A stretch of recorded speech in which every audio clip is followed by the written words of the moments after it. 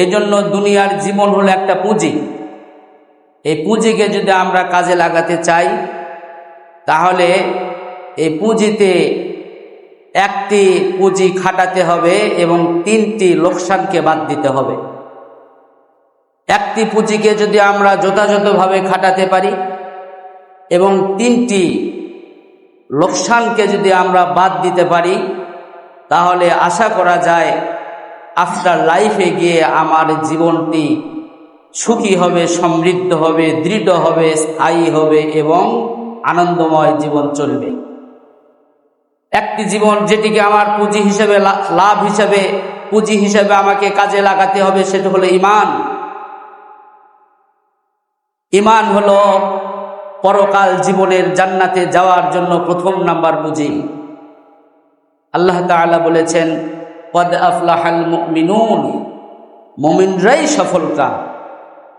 আল্লাহ রাব্বুল আলামিন আরো বলেছেন সূরা কাহফের একেবারে শেষের দিকে, ইন্নাল্লাযীনা আমানু ওয়া আমিলুস সালিহাত কানাত লাহুম জান্নাতুল ফিরদাউসি নুজুলা।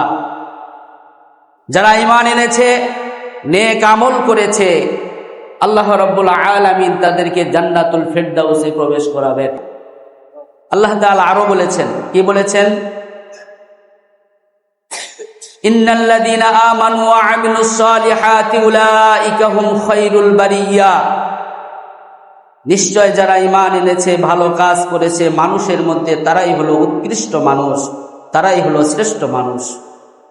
সূরা আসরে আল্লাহ তাআলা বলেছেন, ওয়াল আসরি ইন্নাল ইনসানা লাফি খুসর ইল্লাল্লাযীনা আমানু ওয়া আমিলুস সালিহাতি ওয়া তাওয়াসাউ বিল হাক্কি ওয়া তাওয়াসাউ বিস সাবর।